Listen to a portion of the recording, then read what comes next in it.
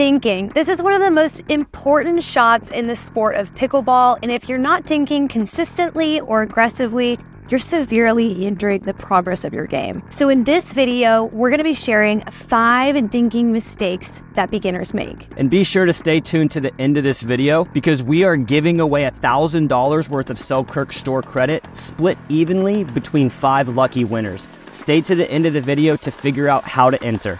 Let's get into it.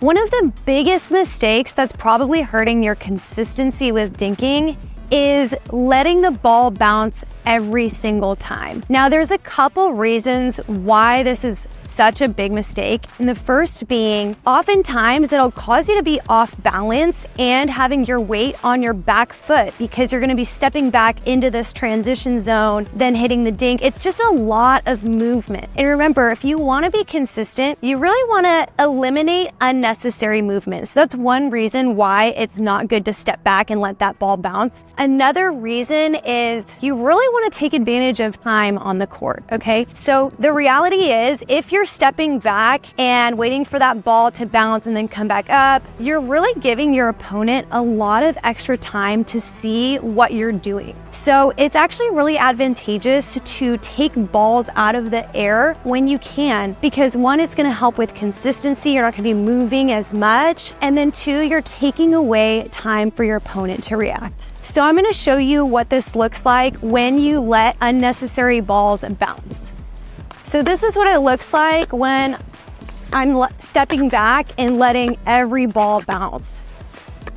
So as you can see, I'm doing a lot of back and forth movement. My head's moving a lot. I'm having to move backwards. And oftentimes this will cause pop-ups. And like I said, it's giving your opponent a lot of time to react to what I'm doing. So instead, I really want you guys to practice taking balls out of the air that are gonna land in kind of the foot area of your body. So I'm gonna show you guys what this looks like. So I'm gonna really try to hold my ground at the kitchen line and have my paddle out in front. That way I'm hitting that ball out of the air. And as you see, I'm not doing all this extra movement. That saves my energy, and again, it takes time away from my opponent. This mistake could be killing your pickleball game at the kitchen. And what I'm talking about here is overreaching outside of your contact point zone in an attempt to take the ball out of the air. However, you put yourself in a really vulnerable situation. Let me show you what I'm talking about. So I want you to imagine that there's like a bubble around you. So if I were to extend my arm straight out in front of me and draw an imaginary circle around me, this is my bubble. This is my contact point zone. So at no point when I'm attempting to take a ball out of the air should I overreach into the kitchen outside of my contact point zone. A good indicator that you're overreaching is this butt will come out and this chest will come down. When that happens, all of a sudden you're in an unathletic position and you're really vulnerable to an attack coming back your way. So instead, when you're attempting to take that ball out of the air, bend those knees, get nice and low, and hit everything in that contact point zone when you're attempting to volley that ball out of the air in a dink rally. And the last thing I'll say is that if you don't ever let the ball bounce, you're gonna be really one-dimensional and you're not gonna be able to attack off the bounce. And attacks off the bounce are becoming more and more prevalent in pickleball. So for those reasons, we wanna be in a nice athletic position, bending those knees with that chest tall. So now I'm gonna show you how to know which balls I should let bounce and which balls I could take out of the air. Let's go. So right here, anytime I get over, right there, that was in my contact point zone. Anytime I get overextended like that one, I needed to let bounce. That one, I needed to let bounce.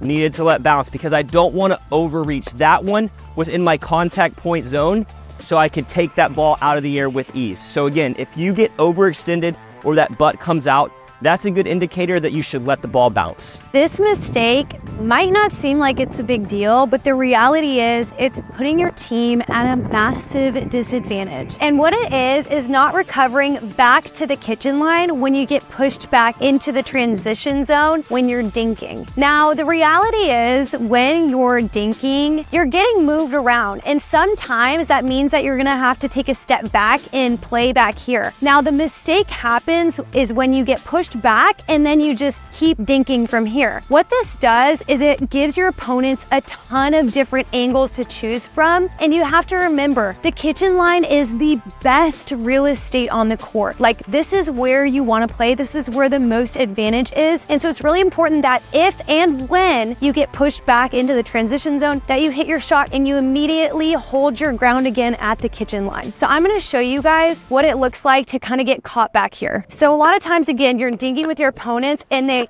maybe push you back. Now the mistake happens when you start playing back here, and now all of a sudden you're opening up your entire side of the court and you're super vulnerable. Now what to do instead is when you get pushed backwards, to hit your shot and then immediately come right back up to the line. I'll show you guys again. So sometimes you get pushed back, that's fine. Then follow your shot right back up to the kitchen line.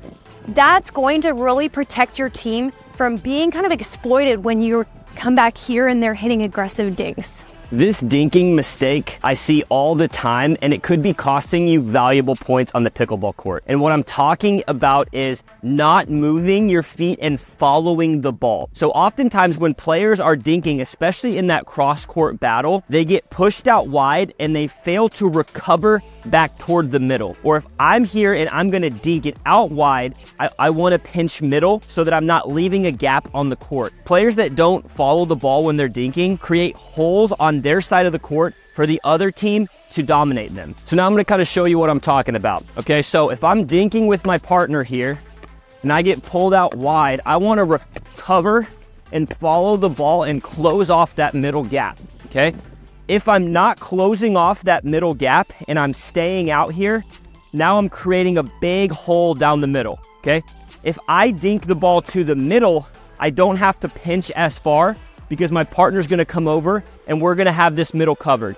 But if I dink the ball out wide, I should be pinching out here. This will allow me to cut off angles when they come back at me, and it will also allow me to cover that middle ball. This mistake honestly grinds my gears when I see it happen, and it has to do with not moving your dink around. Now, a lot of people are under the impression that the dink shot is a defensive shot, when in reality, you actually can make it offensive depending on speed and placement. And so one mistake I often see beginners make is they will just dink to the same spot to their opponents, and their opponents just have to stand there and get it back. It doesn't make it hard. Now you can make a dink a very offensive shot if you move your opponent around. You wanna make them uncomfortable, you wanna make it challenging. So I'm gonna show you guys what it kind of looks like to be more intentional with moving your dinks around versus when you just hit to the same spot. So when I just hit to the same spot, as you can see, my opponent can just kind of stand there and not really work that hard.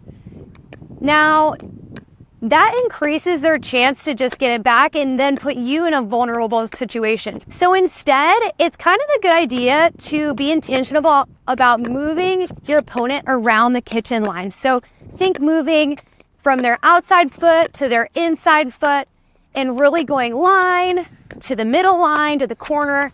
Make them uncomfortable with movement, and that's going to create a really offensive dink. So now we're going to go through a drill where you can kind of put all of this into practice, and this is called the no speed ups drill. So how it's going to work is you're going to be across the kitchen from your partner. We're starting cross court, but you can also do this straight up. And how it's going to work is one of you is just going to start off the dink. The whole time you are going to be hitting dinks. Now you can hit different types of dinks. You want to obviously move your opponent around, but there are no intentional speed ups, meaning if the ball bounces and I want to speed it up, you're gonna have to dink it, okay? Or if the ball's out of the air on a dink that you feel like you want to speed up, you're gonna have to refrain, okay? The only ball that you can quote unquote speed up is if your opponent makes a pop up on the dink, okay? And then if they do that, you can go ahead and put it away, and then you get a point. You also get a point if your opponent makes an unforced error, meaning they hit it in the net or they hit it out. And obviously you lose the point if the opposite is true. You played a 7, and we're gonna show you how this looks. So I'm gonna go ahead and start it off. And remember, I'm gonna be wanting to be intentional about not making any of those dinking errors. So I really wanna hold my line at the kitchen and make sure that I'm taking balls out of the air that I should and recovering back. So that would be your point since I hit it in the net.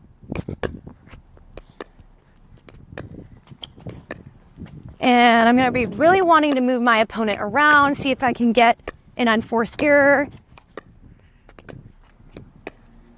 I'm really gonna wanna be moving my opponent around, seeing if I can get some kind of pop-up. There it is, and then that would be a point. Really, you just go to 7 and see who wins. This is a really great drill because it makes you have to hit an offensive dink because you can't just speed whatever you want up. So it's really gonna help you be able to practice consistent dinking and aggressive dinking. It's a really great drill. Again, you can go cross court or straight up.